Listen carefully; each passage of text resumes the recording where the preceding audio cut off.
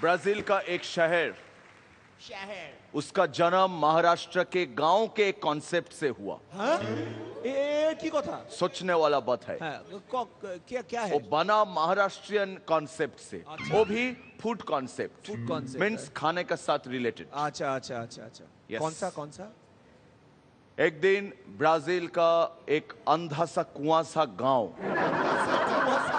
Yes, no one knew about it till the नामकरण। Okay. उस गांव में एक ब्राजीलियन लड़की भाजी बेच रही थी। भाजी। एक पागला आके पूछा, ये भाजी मैं ले सकता हूं? तो वो बोली, पहले 100 पाव लाओ फिर भाजी ले जाओ। এর থেকেই ব্রাজিলের একটা শহর সাও পাওলোর জন্ম হলো। আমাদের নেক্সট কন্টেস্টেন্ট ক্যান্টনমেন্ট দমদম নয়,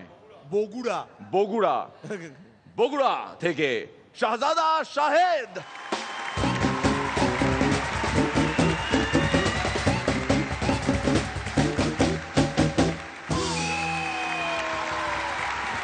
আসসালামু আলাইকুম। ওয়ালাইকুম আসসালাম। নমস্কার মির্দা। হ্যাঁ, ডায়েট কন্ট্রোল করার জন্য একটা পাতলা বই কিনেছি। তুমিও? क्या बात। বেশ উপকার পাচ্ছি। আচ্ছা। এখন বইটাকে এক হাতে তুলতে পারি না। আমাদের চিকুদা পরীক্ষা শুরুর 5 মিনিটের মাথায় খাতা জমা দিয়ে দিয়েছেন। আরে বাবা। পরীক্ষক জিজ্ঞাসা করছেন, কি ব্যাপারে 5 মিনিটের মধ্যে খাতা জমা দিলি কেন? স্যার, কালকের পরীক্ষার জন্য প্রস্তুতি নিতে হবে। বিজ্ঞানীরা অনেক গবেষণা করে এমন একটা এরোপ্লেন আবিষ্কার করেছেন যেটা নিখুঁত, যেটাতে কোনো পাইলট নেই।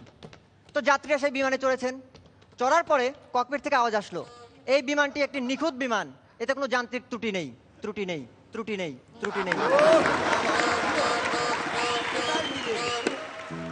ডাক্তারকে রুমে ঢুকতে দেখে একজন মানসিক রোগী চিৎকার করে উঠলেন, অসভ্য, ইতর, ছোট লোক। ডাক্তার বললেন, এই তো আপনি সুস্থ হয়ে উঠছেন। 80 বছরের এক বৃদ্ধ আবার নতুন করে বিয়ে করতে গেছেন। তো তার বন্ধুরা তাকে জিজ্ঞাসা করলো, কি ব্যাপার, এই 80 বছর বয়সে তুই আবার কেন বিয়ে করতে চাইছিস? সে জবাব দিল, ছাই চাপা আগুন বলেও তো একটা কথা আছে নাকি?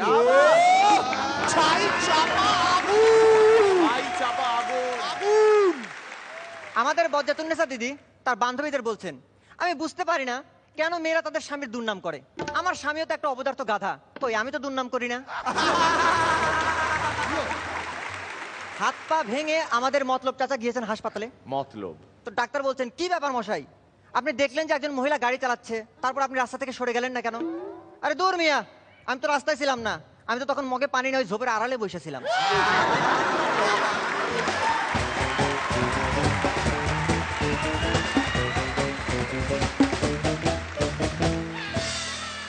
রনিদা, প্রেজেন্টেশন, কনফিডেন্স এগুলো নিয়ে কিছু বলার নেই। গল্পগুলো বেশিরভাগই ভালোর দিকে ছিল।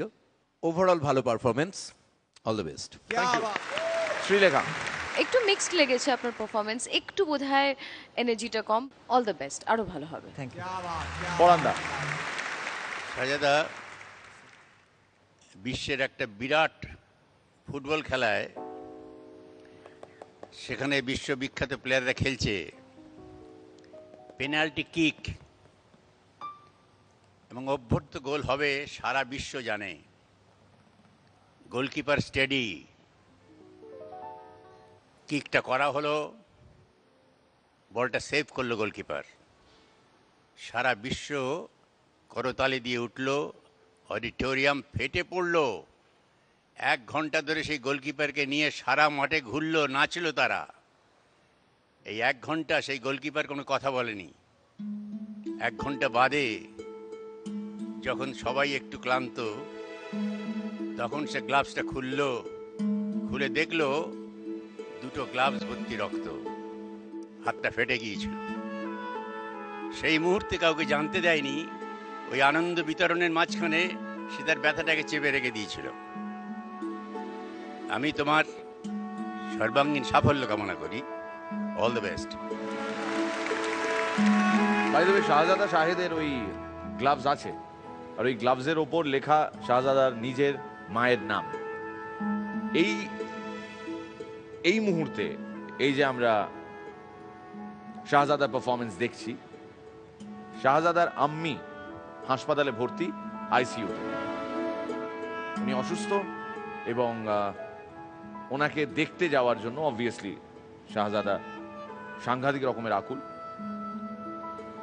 অপশন দেওয়া যেতে পারত, আমরা এরকম ব্যবস্থা করতে পারতাম যে সোজাও বাড়ি ফিরে গেল মায়ের কাছে, কিন্তু আলটিমেটলি এটা শাহজাদার নিজের ডিসিশন ছিল যে ও থাকবে এবং পারফর্ম করবে।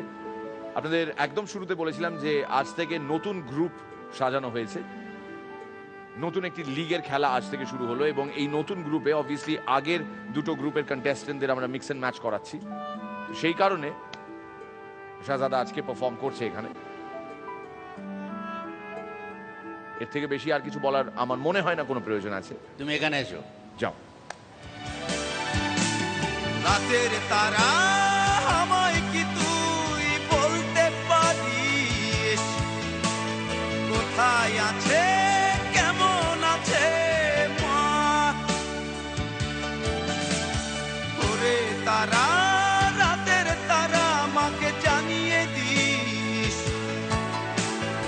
অনেক কেঁদেছি আর কাঁদতে পারি না।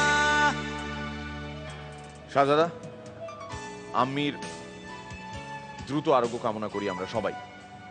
ভালো থাকবেন আপনি, আপনার পরিবারের সবাই, ইনশাল্লাহ। ইনশাআল্লাহ। Thank you. এইটা আম্মিকে ঘিরে ধরেছে যে সমস্ত দুষ্টু রোগগুলো, এটা হচ্ছে সেই রোগ। একদম জোরে, খুব জোরে, খুব জোরে, কিন্তু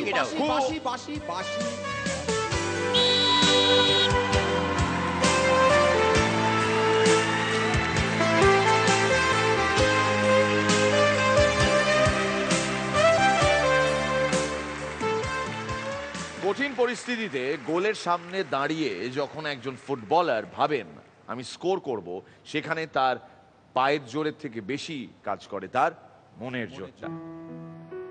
যে আমি কনফিডেন্ট গোলকিপার মিস করবে আর আমি এই বলটা জালে ফেলবো। At the same point of time দুটো দেশের লোক যেখানে সাংঘাতিক চিৎকার করছে, দুটো দলের লোকজন এত সাপোর্ট করছে, গোলকিপারও ভাবে আর যাই হোক না কেন, আজকে যাই হয়ে যাক না কেন, আমি এই বলটাকে এদিক দিয়ে যেতে দেব না, এদিক দিয়ে যেতে দেব না, এদিক দিয়েও যেতে দেব না, এখান দিয়েও যেতে দেব না। I am gonna save it. দুটো পরিস্থিতিতে দুই লড়াকু মানুষের মনোভাব একদম নিজের নিজের জায়গায় সঠিক, কিন্তু তাও ফাইনালি এই দুজনের মধ্যে একজনের মুখে হাসি থাকে আর একজনের বুক ভরে যায় বেদনায়।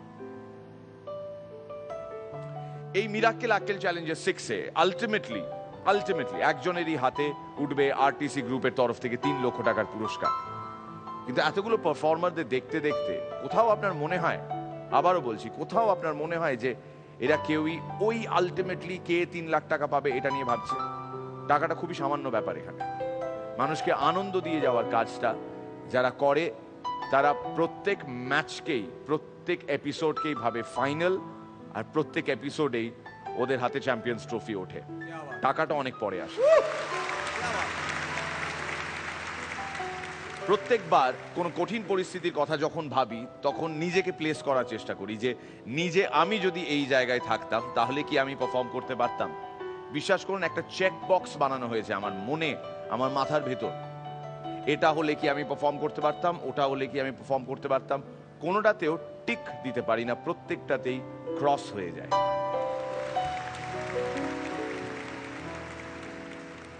এখানে অনেক অন্য রকমের মজা হয়, নানান রকমের ছ্যাবলামো, মাঝে মধ্যে ওই ফিলিংটা ঘুরে ফিরে আসে। খুব সামান্য আমি, খুবই ক্ষুদ্র আমি তোমাদের বা আপনাদের সবার তুলনায়। যে কাজটা আপনারা করে যান তাতে আপনাদের আন্ডারওয়্যার বাইরে পড়েন না ঠিকই, কিন্তু কোনো অংশে কেউই কোনো সুপারম্যানের থেকে কম নয়। So hats off to you.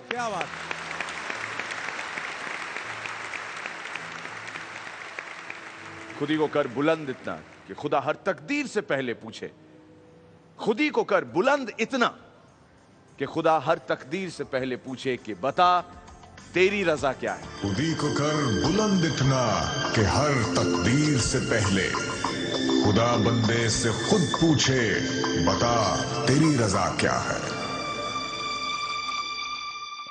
Captain